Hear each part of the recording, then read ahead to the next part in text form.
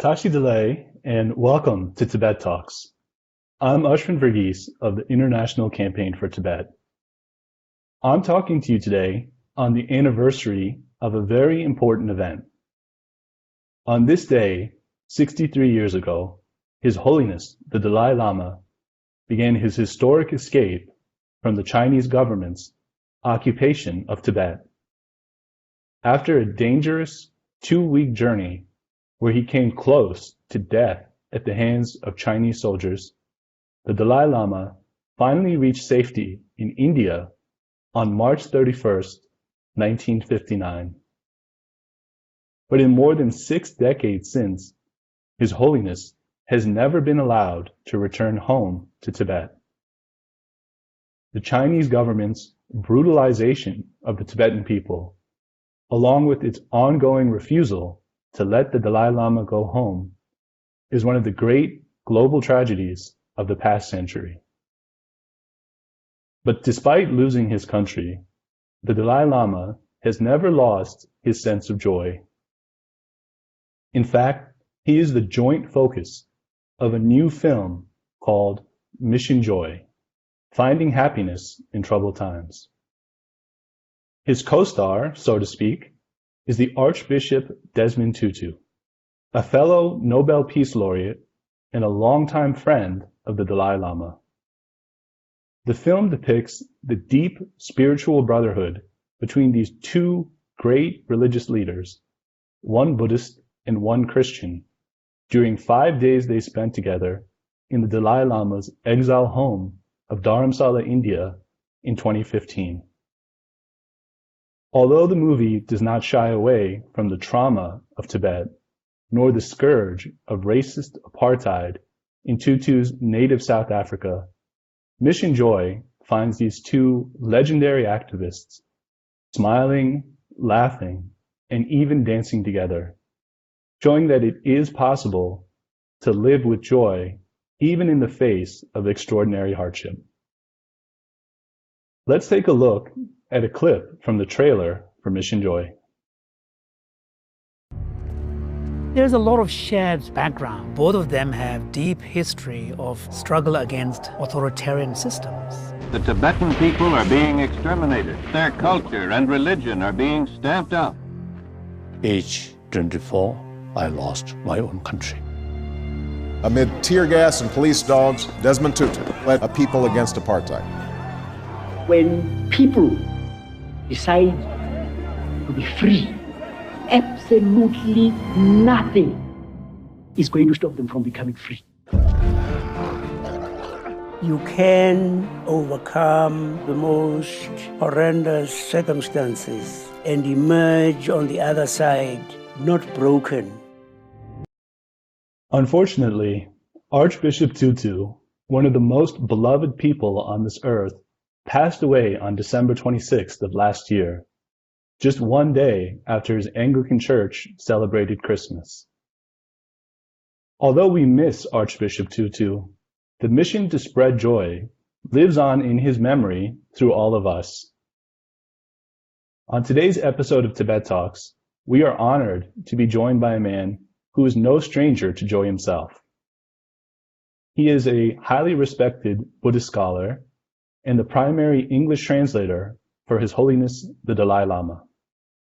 You could see him in the trailer for Mission Joy, and he is one of the primary interviewees in the film. So please join me in welcoming our guest for today's episode, Geshe Thupten Jinpa. Thupten Jinpa, welcome and thank you for being back with us on Tibet Talks. It's wonderful to have you here. I know we had you on previously to talk about the anniversary of His Holiness's Nobel Prize, so it's great to have you back. It's my honor to turn the program over to my colleague, the Interim Vice President for the International Campaign for Tibet, Tensho Getzo. Thank you very much, Ashwin. Thank you. And Thupten Jinpa, thank you so much for joining us once again for this program. It's really great to see you and have you. Thank you. Thank you for having me back. This is one of the advantages of this period where we've learned to have these virtual conversations and have guests like yourself here monthly on our program through Tibet Talks. Thank you. Yeah, that's true. Without having to leave the carbon imprints by flying. So it's one of the sort of the silver linings of the pandemic experience. Yeah. Yes, that's very true. And I mean, today our conversation will be on Mission Joy, this film. And I was lucky to come across this film at the end of last year when Mission Joy team did a promotional free screening online.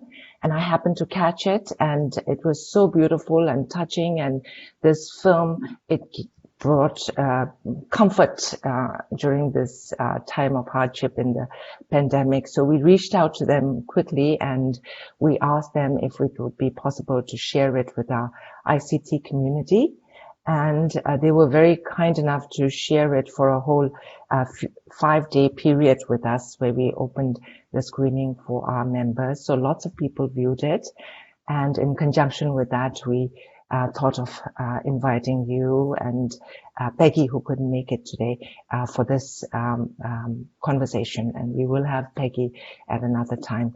But as we begin, I wanted to first show another short clip of the film. So for those who haven't seen the film, they get a taste of what the different elements of the film it brings in, because it talks about His Holiness and the Archbishop, but also their friendship. So if I may please play that short clip here.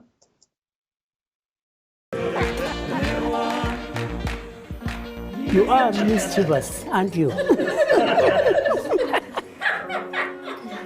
I consider that person also is a mischievous person. Unfortunately, that person is Christian. Unfortunately, he's a Buddhist. There's a question of how you think about your own death. That possibility. Quite polite. Quite polite. Well, he doesn't mind too much because there's the reincarnation.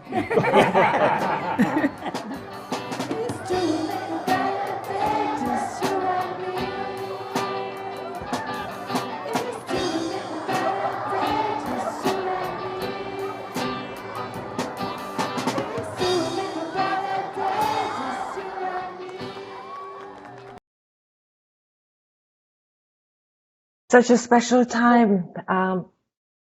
Thupten Jinpa, can you tell us your experience being present there during these discussions between those 5 days, was it? Yes. That was in 2015. Can you share with us your experience? Well, it was like a dream. I mean, I've had the privilege to serve His Holiness for now over 35 years. So of course, during all those time, I've had the honor to travel with them, be in many different places.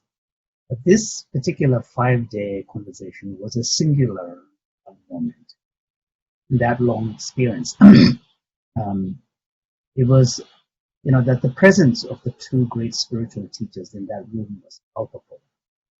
And also, one thing that is very powerful of both Archbishop and His Holiness is the kind of not just their presence, but there's a kind of a deep sense of ease in their body. There's a kind of a relaxedness. There's a kind of a groundedness that is, that manifests itself in a kind of a spontaneous expression of joy.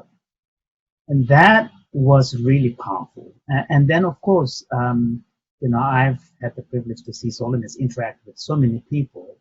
But I've never really seen His Holiness interact with Archbishop in a way that there's a level of sort of friendship and intimacy, also kind of frankness and spontaneity in that interaction that I have not really seen with any other person.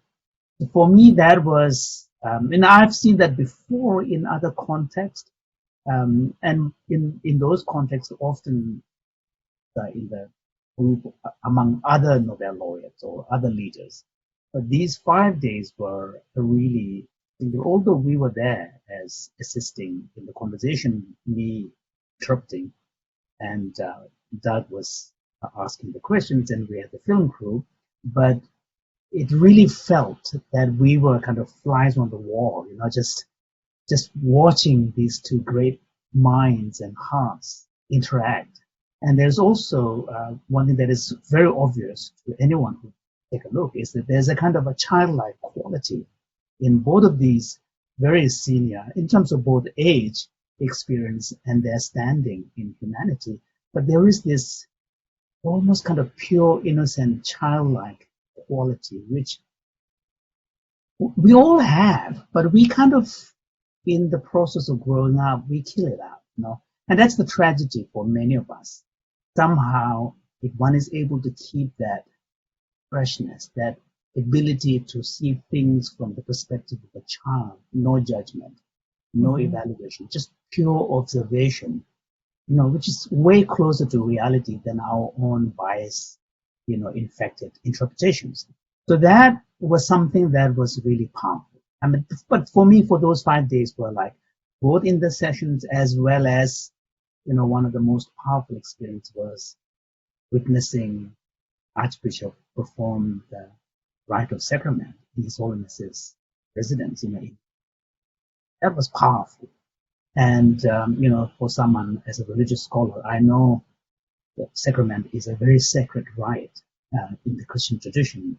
And the fact that Archbishop was performing it in His Holiness's residence and allowing inviting His Holiness to participate felt like, he's opening his most inner door, where the most sacred part of his own personal life being shared with His Holiness. So that was very powerful. No, absolutely. I remember that scene very well in the film. And the film was so well, I'm so glad it was captured like that beautifully, because it's also part of the book, but also in the film, you felt you were part of that 5 days there, and you got little glimpses of every bit of that, what you're saying. So I was looking back, and I think the Archbishop and His Holiness first met in 1990. And after that, they have had many interactions, and you were probably part of many of those interactions. What do you think enabled the two of them to become such good friends? Well, I think the friendship, we talk of chemistry, friends and spouses, and so chemistry is clearly something powerful and important. But right from the beginning, when the two of them met, I think they immediately recognized it. If you look at, of course, both of them come from such different backgrounds, culturally, religiously, linguistically. But on the other hand, if you look at their life and their personality, there's a striking similarity. Archbishop is deeply, deeply serious about the work, completely committed to service, constantly thinking about broader humanity. Same is true of His Holiness. And similarly, Archbishop is, in his own personal life, deeply religious, grounded in his own Christian tradition. And prayer is an important part of his daily life. So is His Holiness. He's deeply rooted in his own Buddhist tradition. He spends 3-4 hours a day, early morning in meditation. That has been part of, he gets up at 3:30 in the morning. So there's a similarity there. And perhaps the most important thing is they are both genuinely authentic. What you see is what you get. They don't, when you interact with them, they don't bring any personal self-agenda into as part of the equation. They are constantly other-oriented. They are spontaneous, and the spontaneity is a very important part of it. And also, both of them are deeply joyful, individuals. You can see, despite all the hardships and challenges they both faced, and the heavy responsibility, particularly for His Holiness, even though he's no longer directly threatened by external forces because of living in a free country like India, but the weight of the expectations the Tibetan people placed upon his shoulders, and then the constant stories that are coming out of Tibet about, suppression and, self-immolation, and all of this, that he's constantly, aware of. And he's also deeply aware of the historical responsibility he has as the Dalai Lama to his Tibetan people. But despite all of this, at the personal level, he is able to remain joyful, remain optimistic, and often His Holiness says that the problem with pessimism is you have already given up before you are beginning your struggle. So, he always discourages people against pessimism because he says pessimism does not lead you anywhere. Pessimism is an admission of a defeat, whereas optimists, will always look for ways to keep their aim. So that is important part of it. And then both of them also have this childlike quality, the ability to laugh at themselves and be there fully present. I think those are what make, His Holiness, one of the things that His Holiness really doesn't like personally is too much formality. I mean, he often says that one of the things, the blessings of coming into exile has been freedom from all that formality that was part of his role as the Dalai Lama in Tibet. And His Holiness is very informal, very, personal. And Archbishop is also quite similar, just cut to the chase, get to the point and, forget about what other people think, just do your work kind of thing, So I think there's a lot of similarities, and I think that's what they immediately. I've had the privilege to be at several Nobel Peace laureate meetings where the friendship between the two of them really stand out. It's just striking.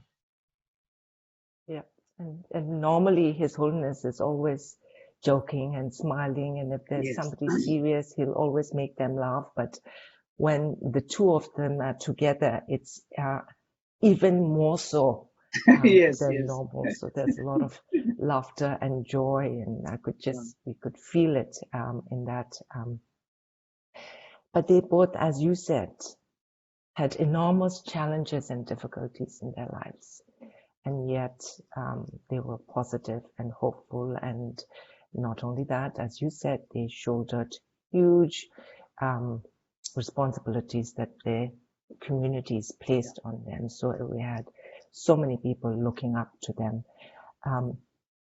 And through their actions, their message resonates widely with the world today. They've reached very widely. Can you share with the core message that they had for the world? I think both Archbishop and His Holiness are deeply committed to promoting compassion as a fundamental human value that should not be just worshipped and admired, but actually put into reality.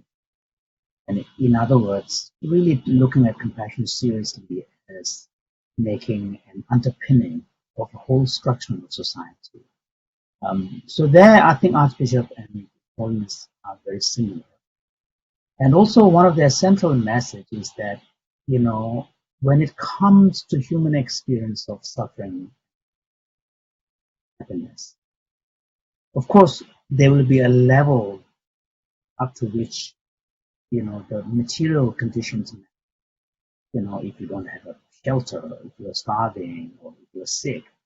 But beyond that, beyond that basic immediate need, then to a large extent, quality of life, if you want. Your overall sense of well-being and happiness, satisfaction in life. These are really functions of your own state of mind. So in other words, both of them are really advocating an approach where the ultimate seed for one's own personal happiness. If you seek true joy as opposed to immediate pleasure or instant gratification, if the true joy is a state of mind, it is a sense of satisfaction, which is grounded in having a purposeful life.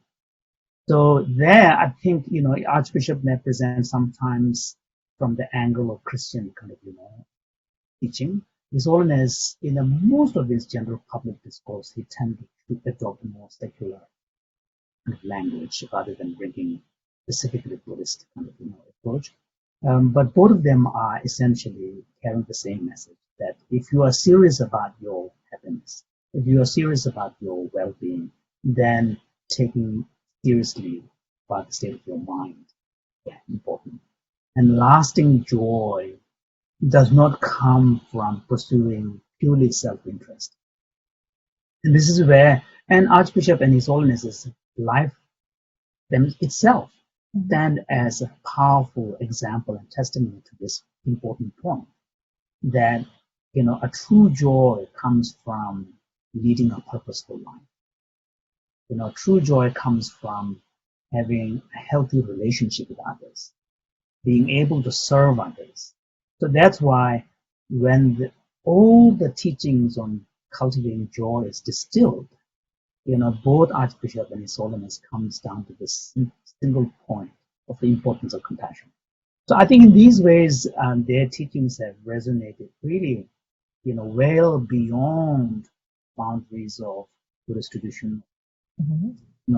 That's why, there's so much admiration for these two great spiritual teachers of our time. I think those are probably, in a nutshell, Archbishop and His Holiness are saying that if you're serious about joy, and joy is, by the way, an inherent property of the human mind, essentially within the human mind. And then if you're serious about joy, then you need to be serious with compassion. And if you're serious about compassion, then you need to look at the way you view others, you treat others. And there will you find a true purpose. And when you have a sense of purpose in your life, then it will, foster joy in your life. So I think those are powerful messages, and where Archbishop and His Holiness are actually striking this note. Thank you, Thupten Jinpa. Thank you.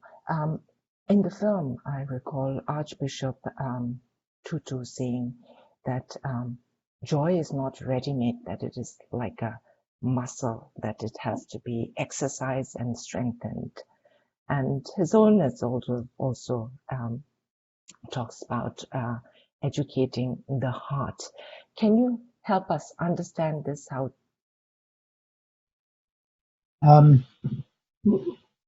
Well, the both of them are saying that the capacity and the potential for joy exists naturally in all of us. The question is whether we cultivate that part of our nature and allow joy to arise in our life. And so for Archbishop, a large part of that is really seeking purpose through serving others. In the Christian tradition, of course, service is a very important part of, Christian teaching. And it's no coincidence that historically, helping the poor countries, particularly in education and health in remote areas, has been an important part of the Christian legacy, because it's really an inherent part of the Christian teachings. So now, in the old days, of course, there is another agenda, which is missionizing.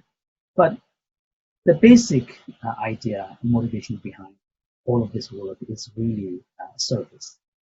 So, and Archbishop is making the point that through service, individuals can find a sense of purpose, and the sense of purpose will then allow a genuine, lasting joy to occur.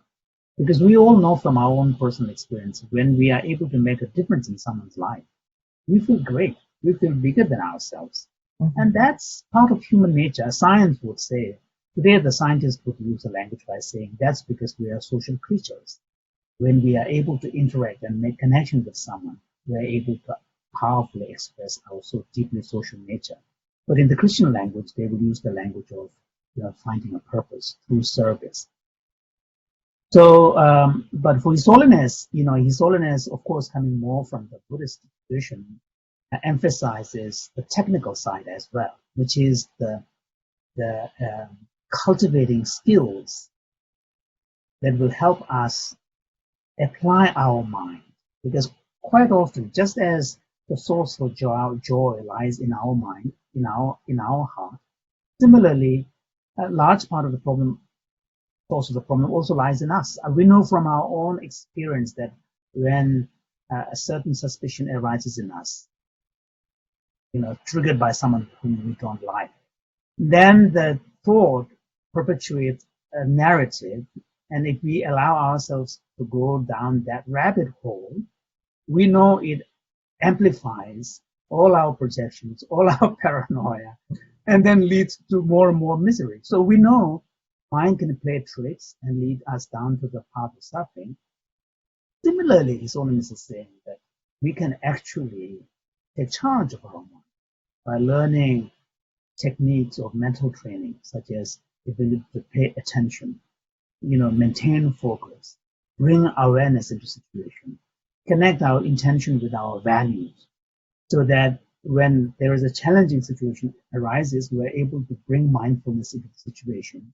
And the mindfulness will help us restrain from going further and aggravating the situation. So these are part of Buddhist mental training practices. And His Holiness is suggesting that, sort of in itself, these mental training practices are universal. There's nothing specifically Buddhist about them. I mean, Buddhism is a tradition, happens to be the tradition that highly developed many of these techniques. But the techniques themselves can be applied by any. And His Holiness is saying that part of this involves what he calls emotional technique. And by this, what he means is that learning to bring awareness into our experiences. Because emotions is what often lead us to problems. Emotion is also what lead us to joy, because compassion, love, all of these are powerful emotions as well. But emotions also can lead us to problems: jealousy, hatred, anger, strong attachment, and so on. So what His Holiness is saying is that through mental training exercises, we can learn to bring awareness into our emotions. Because normally what happens is that we take them for granted and we think they are natural, it comes and goes, which is partly true. But what we do not understand, and often a lot of people are not aware of this, is that we do have some say. We can choose to bring awareness. For example, when it comes to emotional awareness, you can think of two different types. One is the simple awareness of the emotion rising, so the arousal state. And so that you begin to notice, okay, I'm getting emotional. Just so you step back, you take a deep breath. And then the other one is a sort of a more differentiated awareness. When you're feeling a little disturbed, simply by saying, I'm feeling kind of annoyed, you fine tune it. Am I feeling frustrated? Am I feeling angry? Is it because I'm feeling jealous? So you differentiate. So emotional awareness, the moment you are able to, differentiate it and then verbalize it, already a distance will be brought between the emotion itself. And in this way, you learn to regulate. And when you learn to regulate, then you are able to, eventually, catch yourself before, at the stage of the spark, where it becomes a flame. So that's the kind of, key, very important message in the Buddhist mental training teaching. So His Holiness is saying that these are things that people can learn. And then, and like Archbishop's example of muscle, mental training exercises are also muscle. Awareness, mindfulness, paying attention, the ability to remain focused. These are also muscles, like muscles. The more you do it. I mean, Mahatma Gandhi is famous for saying, compassion is a muscle that gets stronger by use. So, so the basic idea is very, very similar. And His Holiness is bringing a kind of more technical, skill-based approach in the conversation. Thank you, Thupten Jinpa. In these times we're living in, with so many tragic conflicts in the world, with living through a pandemic that has already taken so many lives. Cultivating joy doesn't come easy, and it's usually many of these other emotions like anger and, sorrow and that consume people in these times. So if you can share some of the resources that are available out there. I know you are involved in many of them, like the Big Joy Project or the Compassion Institute, the Sea Learning, some of these. Could you share some of these, a little bit about some of these resources? I think, in the Book of Joy itself, the editors, including myself, we made a list of what we call the 8 pillars of joy, with a blessing from both His Holiness and Archbishop. And one very important, there are 8 of them, but 2 of them I think are very relevant for current situation dealing with the pandemic. One is what His Holiness calls bringing wider perspective, because quite often the acuteness of our worry, our unhappiness is accentuated by being too fixated on a narrow angle, because we lock our perception and vision on something, and then we just get stuck there. So what he's suggesting is that when we are confronted with adversity, one helpful strategy is to take a step back and take a look at this adverse situation from a broader perspective, so that you have a better sense of proportion. Because otherwise, when you look at your palm up front, it looks just too big and you don't see well. Whereas if you push your palm further back, you see even the palm better. So that situating your adverse experience within a larger context, that I think is and he calls it wider perspective, that I think is very, very important, because even the pandemic experience has silver linings, So just, whereas if you just fixate on the negative aspect, you don't see the potential positive aspect as well. That is one thing. The second pillar of joy, one of the pillars of joy was this notion of acceptance. Now, this is a tough one, especially for contemporary Western mind. Because contemporary Western mind is very action-oriented, activist-oriented. We want to get things done now. We want to change. But a degree of acceptance of reality is really, there is this famous Christian serenity prayer, may I have the courage to accept what cannot be changed and have the wisdom to differentiate what can be and what cannot be. It's very similar to Shantideva's kind of teachings. And then some element of acceptance of, for example, in the early stages of pandemic, I did quite a lot of free offerings, sort of community gathering offerings, where one of the things that I brought was to really kind of encourage people to look at the current situation with a long-term view, so that you don't, because those who are parents know that children, when you drive somewhere, some children are so short-term oriented. This is, are we there? Whereas if you're able to encourage your child to say, actually, we are going to be going quite far, and we may have some stops on the way, then they get prepared, Same thing. When the pandemic began, that was one of the things that I tried for a lot of people, to encourage them to think in long term, so that you don't have a short-term expectation of an end. So those are part of learning to accept what cannot be changed. And then of finding, without some degree of acceptance, it's very difficult to adapt, because you're constantly fighting up against reality. And your modality is primarily that of denial, resistance. And that causes even more problems. So those are, I think, important, tools that are now the good thing is that the pandemic restrictions are being lifted. And one of the hardest things from the pandemic experience has been, particularly for younger children who lost 2 years of social, through social isolation, and especially for young children for whom the first few years of life is hugely important for social development. Their skills to play with other kids, learning to share. That is one thing that I worry deeply, and I hope all the concerned authorities in healthcare, professionals are taking this issue seriously. What would be the fallout from this? What can be done to remedy this? And then, of course, many people who are living alone in the early stages of the pandemic was very, very tough because, we are not designed to be living alone, like a hermit. I mean, of course, some great meditators can choose, but then it's a separate issue. But most of us are not really designed to be living alone on an ongoing basis. We are meant to interact with friends and family.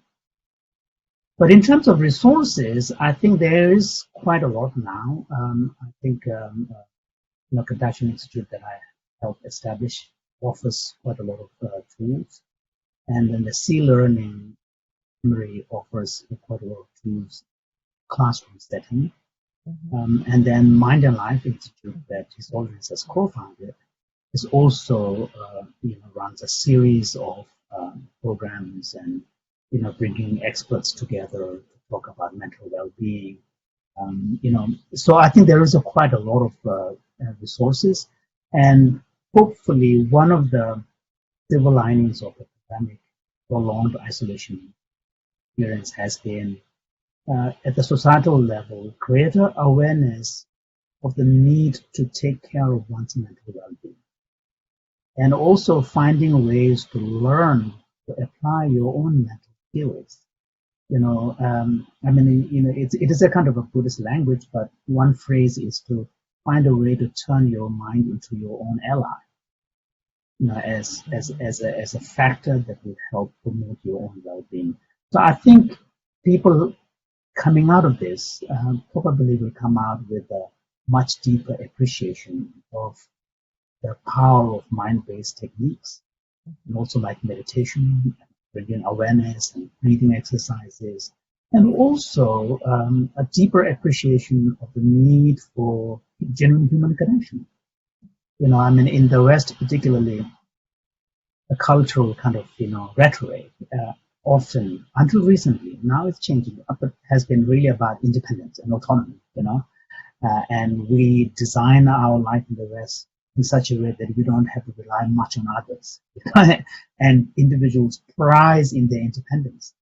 But the fact is, we are social creatures, and studies after studies on happiness show one of the key factors for genuine happiness is social connection, and a sense of connection with someone, people in your lives.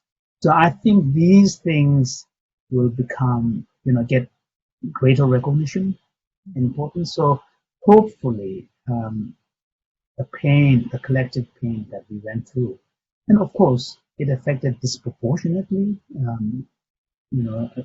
towards the ones who are less privileged, less materially capable, and but hopefully at the level of society we'll come out of this with our heart a bit more sensitized, the need of the poor and the needy, and society's responsibility towards them, and also at the individual level, a deeper appreciation of the role we ourselves can play in taking charge of our mental well-being, and also appreciating the value of human connection in our life.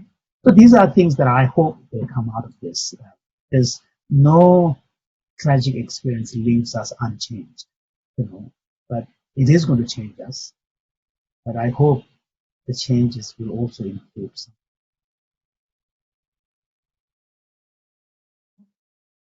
Thank you, Thupten Jinpa, and I can't. Very grateful for your wisdom, as always, sharing with us. Gives us perspective to look at not a palm like this, but from a distance. I think, as you said, through this pandemic, we've all grown in different ways, and hopefully we will come out of this together as a better world for everyone. But at the same time, it's still a lot of tragedy and challenges ongoing. So Well, right now, everybody's on the top of their mind is really the situation in Ukraine. Yes. Just totally shocking, Yes. So at this point, I think it's time for me to bring Ashwin back. Ashwin, do we have any audience questions?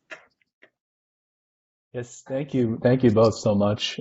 We do have several questions that have come in from our live audience. And first, I'd like to share with you, Jinpa, a question from Connie Orcutt, who is a great supporter of ICT. And Tencho, I believe you know her well. So thank you for watching, Connie. The question is, when did these two remarkable men first meet? And how many times had they interacted before this 5-day period was scheduled? So I believe, Tencho, you said 1990 was their first meeting, but Jinpa, I wonder if you know a little bit more about the extent of their interactions. Well, I'm not so sure if it is 1990, because I remember His Holiness received the Albert Schweitzer Award in 1980 something, before the Nobel Peace Prize. And if I'm not mistaken, it was Archbishop who, sort of passed on the award to him. So if that is the case, then this was in the 80s. But in any case, it's very close to 1990. But since then, they have met on several occasions, quite often in the context of Nobel Peace Laureate meetings. And also, I remember one very memorable meeting they had for a few days that was in Vancouver, organized by a group. My having a senior moment here, the name of that organization that organizes Nobel Peace Laureates interaction with the youth. With Peace Jam. The Peace Jam, yeah, thank you. Yeah, Dawn Angle. Peace Jam. And at the Peace Jam, there were Shirin Abadi and a couple of other Nobel laureates, but Archbishop and His Holiness were there too. And so there were a few days of interaction, including a major public talk by His Holiness, where Archbishop His Holiness. So they have met, on several occasions, in North America as well as also in Europe. But I think this time when they were together for an extended period of time, 5 days, that was very special because that was when, they were there just to meet each other, which is what made it very, very special. Thank you for that. If I can follow up on that briefly, I believe they also had one final video interaction before Archbishop Tutu passed away. Do you know if that's correct, or do you know kind of the circumstances of that? Yes, it is correct. Yeah. His Holiness had a video with meeting with each other. That was, I think, maybe a few weeks before Archbishop. Oh wow, yes. I mean, those who watched the movie, toward the end, there's a scene where Archbishop is in the car, and His Holiness is standing. And then they touch each other's head and there for a little while. So for me, that was very symbolic, and I knew that this is probably going to be their last. Because both of them are not getting younger. Well, on that, we also have another comment here from Giovanni Vassallo, who's another good friend to ICT, and he pointed out on Facebook that we just passed the anniversary of March 10th, which is the date of the Tibetan uprising of 1959. So a very tragic series of events that happened in Tibet that year. And as I mentioned earlier in the program, today is the anniversary of when His Holiness first had to flee Tibet, and he's never been able to return since. As we're passing through these tragic anniversaries and people are thinking about the tragedy of what has happened and taken place in Tibet, how would you recommend for supporters of Tibet and people who care about this issue and for Tibetans themselves, how do all of us still maintain joy even knowing all of these horrible things that have happened to the Tibetan people? Well, thank you. Thank you for your concern. The question. I mean, as a Tibetan myself, and who, barely was born in Tibet, so I was not even a year when my parents left. Of course, the situation of Tibet and the fate of Tibetan people, weighs heavily heart as well. So thank you for asking that. I think, what matters to Tibet and the Tibetan people really is ensuring that we survive as a, whatever the formal political administrative structure that may end up being created, and His Holiness, of course, out of his great magnanimity, has proposed the middle way, autonomy with no need for redrawing the international borders, current international borders. We have to find a way to make sure that Tibet as a nation, I distinguish between nation and country is different. A nation, for example, like Great Britain is composed of nations like Scotland and Wales. So we have to ensure that the Tibet as a nation, Tibetans as a people, and Tibetan culture with its unique language and a very long history of this, intellectual, philosophical, and spiritual heritage is protected. And so I just hope that eventually, some level of leadership of the mainland China will get some wisdom into recognizing actually the protection of these aspects, Tibet as a nation, Tibetans as a people, Tibetan culture and its unique language and tradition, is in the interest of, wider China itself, People's Republic of China. So it's not happened yet, but I hope it will happen. And also, even from a practical side, Tibetan history, Tibetan culture, Tibetan language, and Tibetan distinctness is not that easy to wipe away. It's not that easy to erase, because, here we have the people that has a long written history. At least the written history goes all the way back to the 7th century. Okay, and at one point Tibet was a powerful empire with extension going up to the Silk Road and Donghua and many of the areas remaining under Tibetan administration. At one point, Tibetans even installed the puppet emperor in Chang'an, the then capital of, China. So, and then if you look at the language, and the culture, there's very little connection between Tibetan language and culture with Chinese. If anything, at least the written side of things is really based on Indian, language. And if you look at the philosophical, intellectual, high, culture, literature, it's very Indian. It's including poetry, grammar, and aesthetics, and it's not just Buddhism. It's very Indian, with Tibet's own pre-Buddhist kind of, elements incorporated into it. So it's distinct. And I remember when I was a student at Cambridge, in those days there was a certain openness. And there were Chinese students at Cambridge, and I remember having conversations. And one thing that shocked them was I said, look, until the 18th century, when Qing emperors had close connections with some Tibetan lamas from the Amdo region, like Changyapa Rinpoche was a priest to Emperor Qianlong. I said, until that period, no great Tibetan thinkers were expected to know Confucius. But if you did not know Nagarjuna or Dharmakirti, nobody will take you seriously. Now, these are the great Indian philosophers. But if you did not know who Chuanzi or Confucius is, it's not a big omission. And these Chinese were shocked.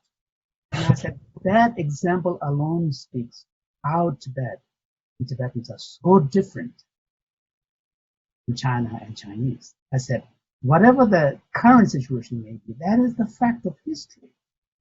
And I think, educated, enlightened Chinese today know. And, if the Chinese leadership is smart, they will appreciate, they should appreciate the magnanimity of Holiness.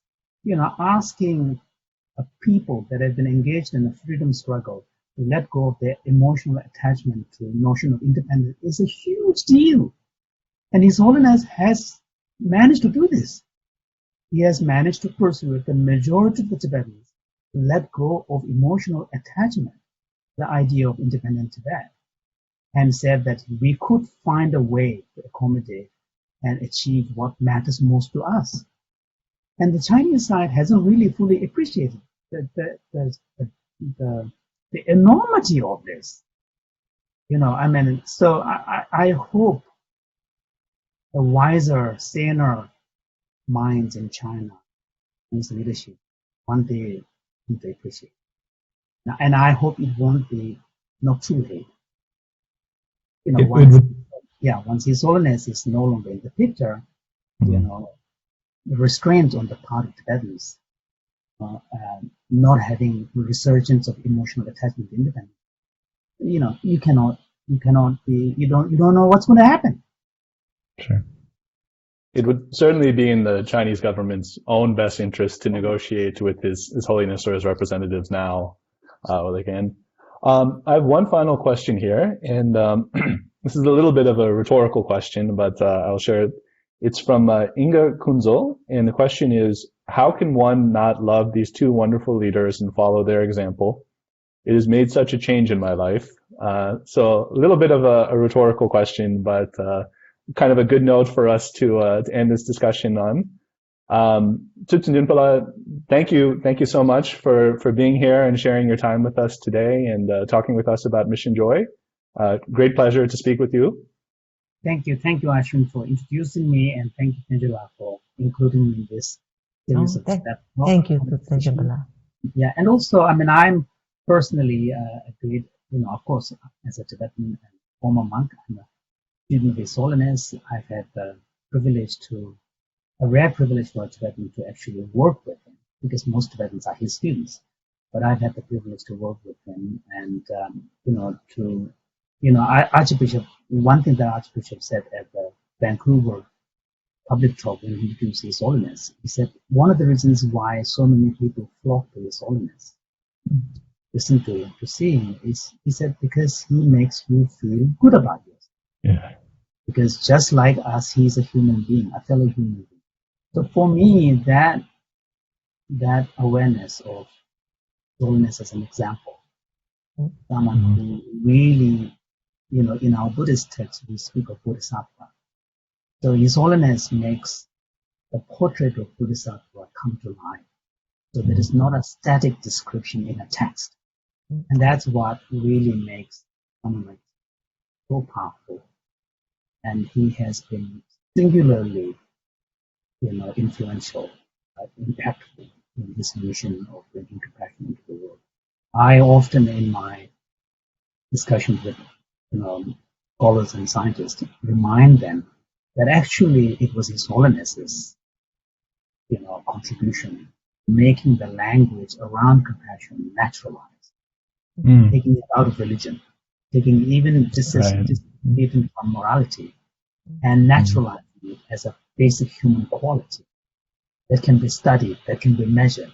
I said later historians will come to recognize that will be a singular contribution, even at the ideas level. And another thing is that, His Holiness has argued against the popular Darwinian sort of ethics of human nature as, primarily driven by pursuit of self-interest. His Holiness has said, hey, what about compassion? What about sense of connection and nurturing and cooperation? Now, of course, the whole evolutionary theory of human behavior is being, changed to incorporate, the place for altruism. And again, these are powerful impacts of Holiness speaking on the internet, reminding So, for me, to be a small part of that is real privilege. Yeah, absolutely. And I think one of the things His Holiness mentions in the film is, of course, there's the tragedy of what happened in Tibet, but if there's any even small silver lining, it's that for the first time, everyone in the world is able to learn from the wisdom of the Dalai Lama, which was not the case for the previous 13 Dalai Lamas. But for people like us who are people like me who are not Tibetan, this is the first time in history where all of us can actually hear the words of the Dalai Lama and benefit from his wisdom. So that's been a blessing for all of us to live in a time where His Holiness is here, sharing the world with us. So. Thank you. Thank you. Yeah, Thank you, Jimbala, and we hope you will come back again to share more of your knowledge and Thank you. scholarship with us. Thank you. Wonderful. Thank you also to everybody watching from home. You can learn more about Mission Joy, including how to watch the film, at www.missionjoy.org. Before we go, we do just want to let you know quickly that there is another film that will premiere soon about the life of His Holiness the Dalai Lama. It's called Never Forget Tibet, and it tells the incredible true story of His Holiness's escape from Tibet in 1959.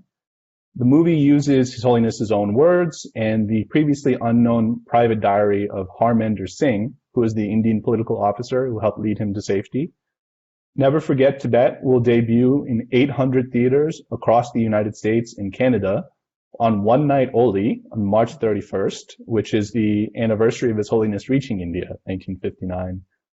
So we have a 30-second trailer here that we just want to share, and then we'll wrap up the program. So let's take a look at that.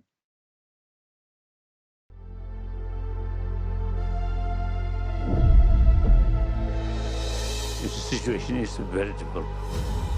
Now time come, leave. It was one of the most daring escapes in history. The real danger is there. Danger on our life. This is the story of what happened, told through the first-hand accounts of the Dalai Lama and Harminder Singh.